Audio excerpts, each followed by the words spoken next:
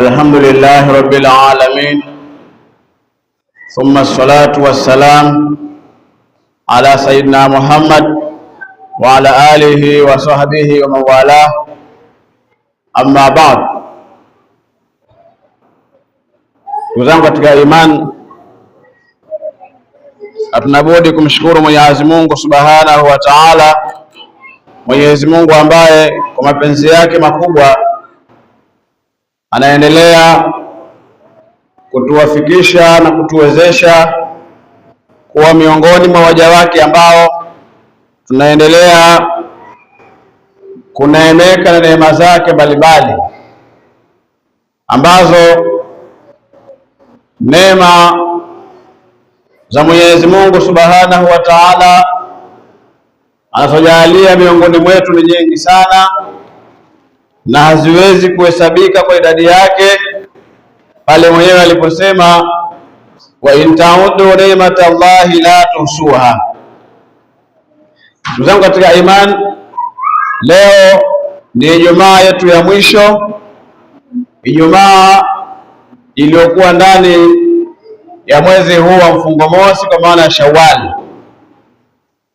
Ni Ijumaa ya kuaga mwezi huu wa Shawwal, apendapo Allah Subhanahu wa Ta'ala.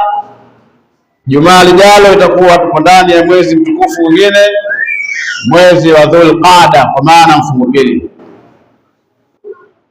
Ndugu zangu katika imani, logo ya hutuba yetu ya leo itabebwa na anwani inayosema al-umur bi khawatimiha, al-umur bi khawatimiha, mambo huzingatiwa mwisho, mambo huzingatiwa mwisho, kwa maana mwisho wako, mwisho wangu, mwisho wa wengine unatakiwa uwe ni mwisho uliokuwa mzuri. Kila mmoja afanye jitihada za kila namna kutengeneza mambo yake, mwisho upate kuwa mwisho uliokuwa mzuri.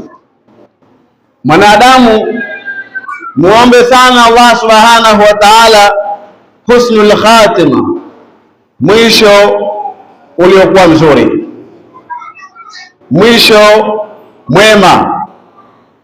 Unaweza ukawa mwema katika maisha yako mwanzoni, ukawa ni mtu wa ibada, mtu mkarimu, mtu mtiifu, mtu mcheshi, lakini pia kwenye mashirikiano na jamii na wenzako mbalimbali ikawa ni mashirikiano yaliokuwa mazuri, lakini ukajikuta mwisho wako wa maisha unayamaliza ukiwa ni mwisho ambao sio mzuri, kwa sababu tunayaona haya katika jamii zetu. Watu wanaanza vizuri, lakini baadaye wanamalizana vibaya. Ndoa zinaharibika, udugu unapotea, na mambo hali kadhalika yanagawanyika, yanaharibika kutokana na nini? Mwisho umekuwa sio mwisho uliokuwa mzuri. Al-umur bi khawatimiha, mambo huzingatiwa mwisho. Ndugu zangu katika imani, ziba mianya yote na rekebisha mule ambako kuko sawa katika familia yako, katika jamii, taasisi na sehemu yoyote ambayo upo wewe. Kama kuna sehemu imekaa na kreki, sehemu hiyo kaizibe, ili mwisho wako upate kuwa mzuri. Allah Subhanahu wa Ta'ala anasema katika Qur'ani, faqadimna ila ma amilu min amalin faj'alnahu haba'an manthura. Allah subhanahu wa ta'ala anasema tuliyatangulia na kukusanya yale yote ambayo waliyatenda katika maisha yao.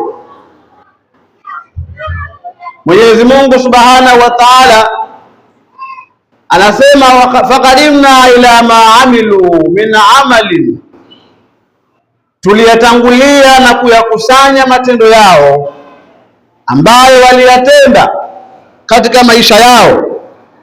Lakini faj'alnahu haba'an manthura, lakini kwa bahati mbaya,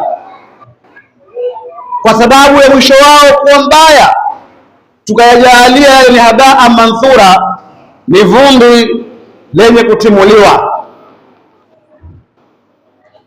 Allah subhanahu wa ta'ala anatuonyesha kwamba yawezekana ukawa mwema, ukajitahidi ukafanya amali njema, lakini amali zako ukaja ukaziharibu, basi usitegemee mwisho wako ukawa ni mwisho uliokuwa mzuri. Lazima mwisho wako utakuwa mwisho mbaya. Yote ambayo uliyoyafanya ya kheri, haba'an manthura, itakuwa ni vumbi lenye kutawanyika tu. Na ndiyo maana kupitia maneno ya Mtume Muhammad sallallahu alaihi wasallam katika moja hadithi zake anasemaje? Idha aradta an tafala amra fatadabbar aqibata fa in kana khaira famdi wa in kana sharra fantah. Allah subhanahu wa ta'ala, Mtume Muhammad anasema katika hadithi yake hii, pindi unapotaka kufanya jambo fatadabbar aqibata, basi hilo jambo lizingatie mwisho. Ukitaka kufanya jambo lako lolote kwa maelekezo ya Mtume Muhammad sallallahu alaihi wasallam, anatuambia basi hilo jambo lizingatie mwisho wake. Fa in kana khaira, ikiwa mwisho wake utakuwa ni mzuri, famdu, lifanye. Lakini wa in kana sharra, lakini hilo jambo likiwa ni ovu, ni baya, fantah, liwache. Maneno haya yanatutaka kwamba iwe ni kanuni ya mwanadamu. Kanuni ya mwanadamu ambayo atakiwa awe nayo ni ipi? Kila jambo ambalo utakulianzisha, kwanza kabla ya kulifanya lifanyie tathmini, lifanyie mahesabu, mwisho wake utakuwaje. Mwisho wake ukiwa ni mzuri kwako, maelekezo ni fanye jambo hilo. Lakini mwisho wake ukiwa ni mbaya, maelekezo jambo hilo liwache. Kwa sababu gani? Ukikazana na kulifanya jambo ambalo kwamba tayari ushaona mwisho wake hautakuwa mzuri, maana yake wewe mwisho wako hautakuwa mwema, na mwisho wako utakuwa mbaya.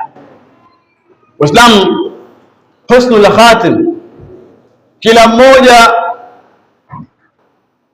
aangalie, atengeneze maisha yake, hasa kuyaangalia mwisho wake utakuwaje. Katika maisha yetu ya kidunia twapambana ili tupate maisha mazuri, ndiyo malengo.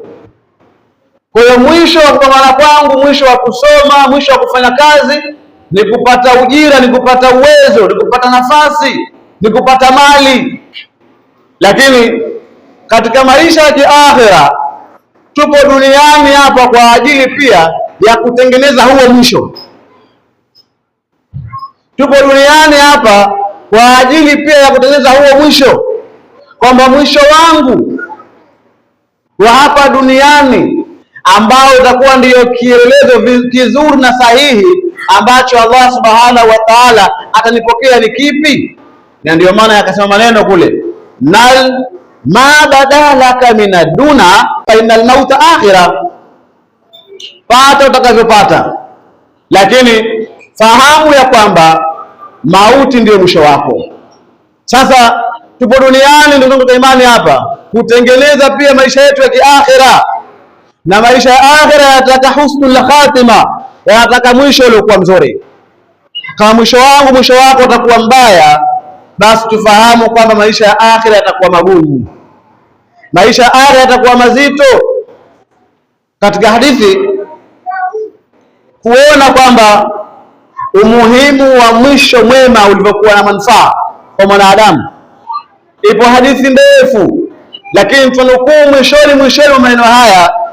Mtume Muhammad sallallahu alaihi wasallam anasema, inna ahadakum, hakika ya mmoja wenu, la ya'malu bi'amali ahli aljanna, mmoja wenu atatenda matendo ya watu wa peponi, kwamba tunamuona fulani mambo yake anavyowafanya haya ni bishara njema, kwamba huyu ibakia kadari ya Allah tu, lakini huyu bwana anafanya ibada, anaswali, anatoa sadaka, anafanya mambo chungu mzima ya kheri ya kijamii, yanayoonekana, yasiyoonekana, hata ma yakun bainahu wa bainaha illa dhira'u, mpaka inafikia inabakia nafasi kati yake na Mwenyezi Mungu, inabakia ni dhiraa moja tu.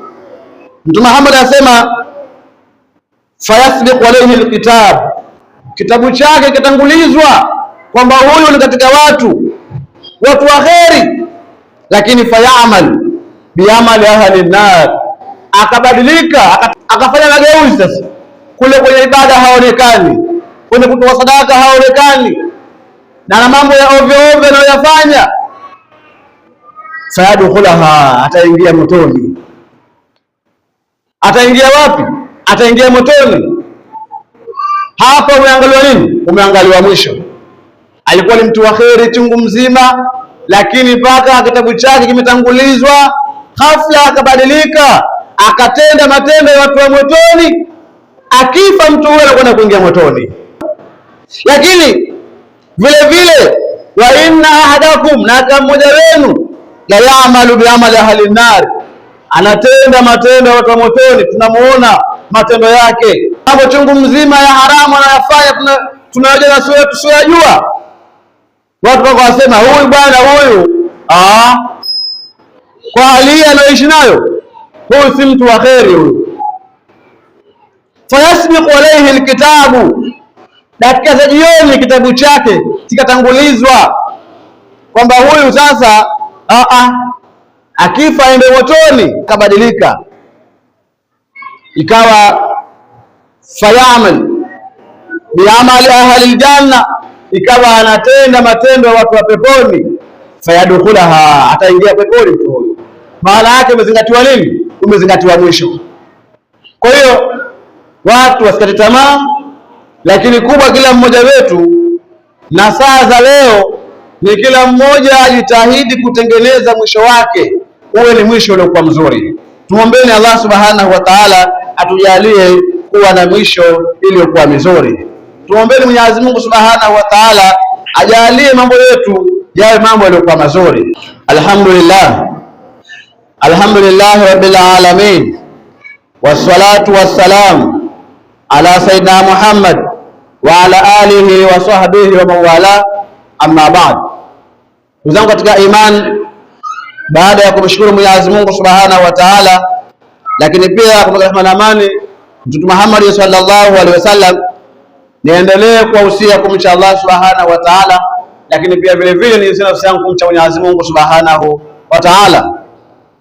Ndugu zangu katika imani, kama tulivyoona maudhui ya hutuba yetu ya leo, al-umur bi khawatimiha, mambo zingatiwa mwisho. Yupo sahaba akiitwa Thalaba. Katika mapokezi tuliyoyapokea, alikuwa ni sahaba ambaye hajapowahi kukosa takbira ya ihram ya imamu, ambaye imamu mwenyewe ni Mtume Muhammad sallallahu alaihi wasallam. Hajawahi kukosa takbira ya ihram. Anaposema Mtume Allahu akbar, huyu Thalaba yuko nyuma yake. Katika moja ya sifa yake ambayo alikuwa akisifika kama sahaba, yeye alikuwa ni mtu ambaye kwamba hakubali kuikosa takbira ya Mtume anapoelimia swala. Pale mwanzo wa swala yeye yuko nyuma. Na ndio maana maamuma wanatofautiana. Yuko maamuma akiitwa maamuma muwafiq, alafu maamuma masbuq. Maamuma hawa wawili hawezi kuwa sawa kwenye swala hawa. Tukisema tuingie huko muda si rafiki sana. Sasa yuko hivyo katika maisha yake. Akaenda Muhammad siku moja, kama Mtume, naomba uniombee dua nipate mali. Naomba uniombee dua nipate mali. Naona hali yangu haiko sawa. Mtume asimpatilize, akamwacha. Siku ya kwanza, siku ya pili, Mtume niombee dua nipate mali. Mtume asimpatilize.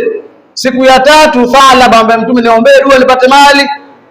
Mtume akamwambia sawa, utapata mali. Thalaba Mwenyezi Mungu akamfungulia mali, na wakati ule mali alikuwa ni mifugo na kilimo ndiyo mali.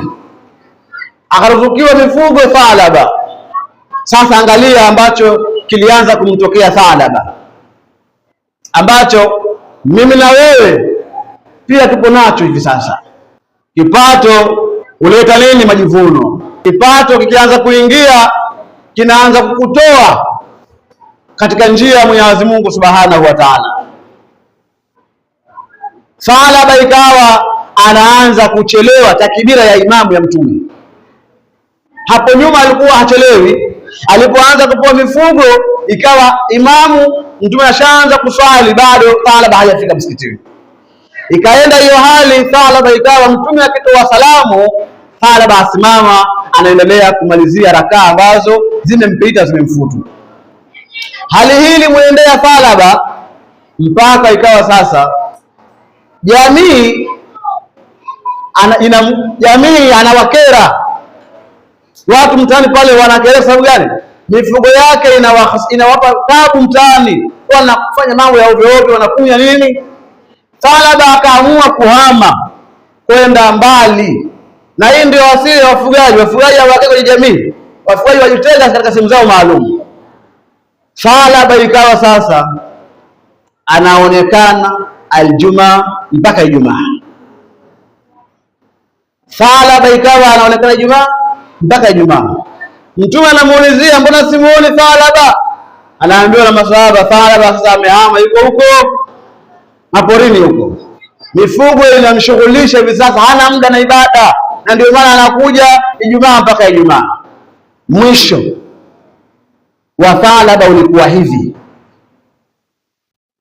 Mimi na wewe tuchukue hiki kisa kama sehemu ya funzo, kupata isiwe sababu ya kukimbiza mbali na toa ya Mwenyezi Mungu Subhanahu wa Ta'ala. Kazi iliyokuwa nayo unaifanya, wallahi thumma wallahi, kazi ni halali, lakini kazi hiyo hiyo ambayo ni halali, kuna muda inakuwa ni haramu kuifanya. Kufanya kazi, lakini kazi unaifanya muda gani? Wewe ni Muislamu kwa kuzaliwa kabisa, sio wa kuungaunga, ni Muislamu wa kuzaliwa. Leo ni Ijumaa na hakuna mtu asiyejua kama leo ni Ijumaa. Hakuhitaji adhana ya spika wala nini, automatically wajua leo ni Ijumaa na mimi ni Muislamu, ni wajibu wangu kwenda kuswali Ijumaa, maadamu ya kuwa hakuna lolote ambalo kwamba kisheria limeniingilia na kunizuia nisiswali Ijumaa. Zipo kanuni, zipo taratibu, zipo sheria ambazo kwamba waweza ukaacha kuswali Ijumaa. Mungu hajatufanya kiasi hicho Waislamu. Mungu anatupenda kweli kweli. Ukiwa ni msafiri, safari yako ni ya halali, unapokwenda safari yako imezidi ule mtazamo wa kisheria unaotakiwa, safari yako ni ya halali, huna dhamana na Mungu. Ijumaa ina fadhila zake nyingi sana Waislamu. Husnul khatim, al-umur bi khawatimiha, mambo zingatiwa mwisho. Kila mmoja aangalie mwisho wake anautengeneza vipi. Usikate tamaa kwa mambo uliyoyafanya. Rekebisha mambo yako, fanya mambo ya sawa sawa, mwisho wako patikuwa mzuri. Tumuombeeni Allah Subhanahu wa Ta'ala atujalie haya ambayo tunayasema kila siku kuweza kuiona akili zetu na kuweza kuyafanyia kazi.